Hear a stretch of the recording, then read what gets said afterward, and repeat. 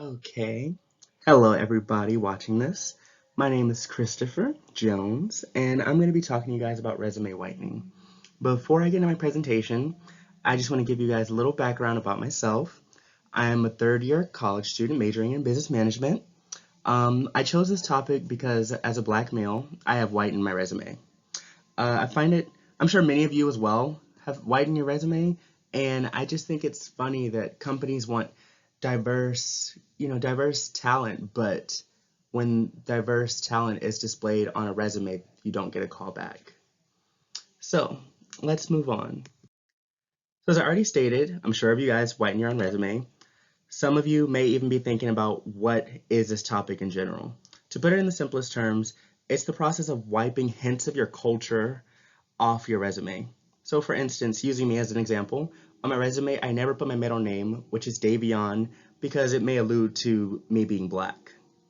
Many people of color have to resort to this when interviewing for high-profile companies. Research has shown that minorities are less likely to call back than their white counterparts. This leads to a spike in diversity. This leads to a spike in less diversity, at companies. And we have to hold these hiring managers, accountable for their unconscious bias towards people, of a diverse race. So moving on, I wanted to highlight some more examples of what resume whitening could consist of.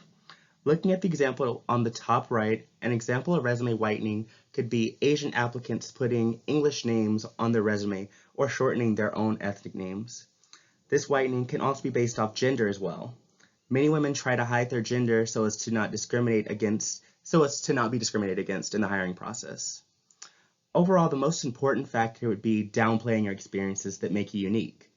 The fact that you are president of an ethnic group sets you apart from others, and you need to highlight that on your resume.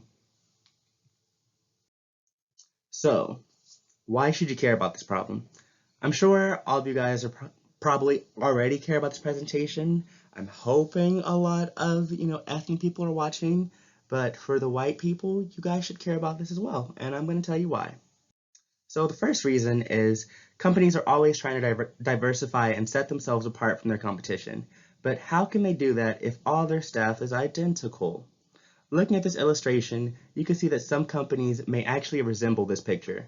They all blend into the background and no one stands out. Human resource directors need to hold their hiring managers accountable for the staff that they are recruiting to make sure that they are meeting the company's needs. The second reason shouldn't even have to be a reason. Why is it that we have to hide our culture in order to get a callback? I've been on several phone interviews in which the hiring manager always assumes that I am a white man. And once I walk in for the interview, I never walk out with the job.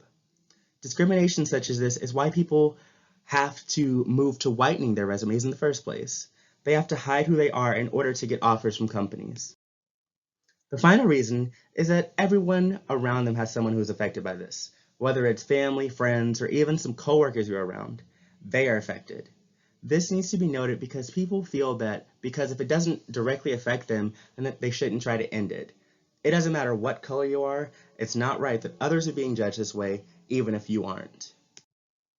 So, next I want to move on to some of the things that could be causing this.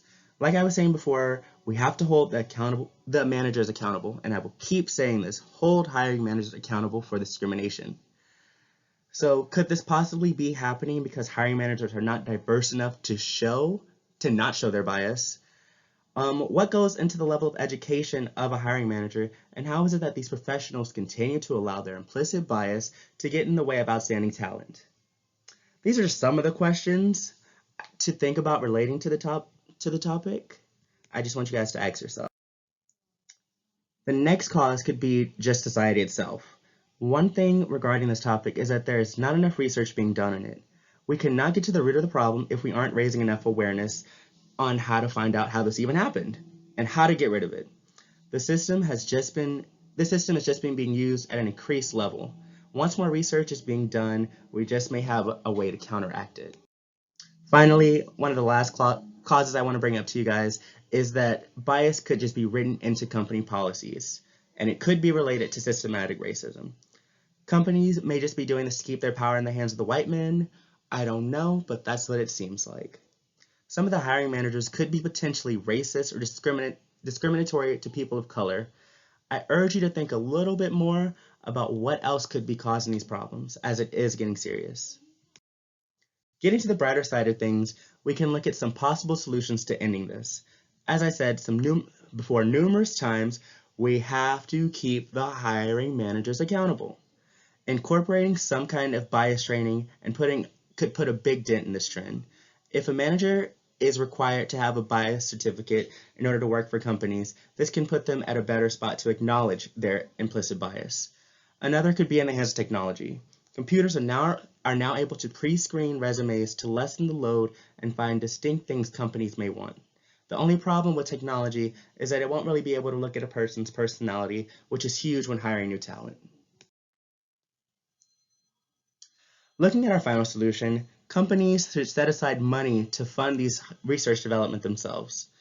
It should be taken further than just holding the hiring managers accountable. We should be holding the whole company accountable. They should be paying professionals who are working to end this problem to come and do research with hiring managers in their company. The CEO should know if their human resource staff is trained well enough to withstand the bias that comes with the job. So just to wrap everything up, resume whitening is an important issue. Although this is mostly just done by people of color, this affects everyone differently. Talent is being skipped up on in companies because of implicit bias within hiring managers. There are different ways to whiten your resume and a variety of different causes we could sit here and identify all day. To end on a good note, more research is being done on the effects of resume whitening. I hope with this presentation you learned a little bit and can retain some of that information. And just for the last time, we have to hold hiring managers accountable. Thank you guys for listening.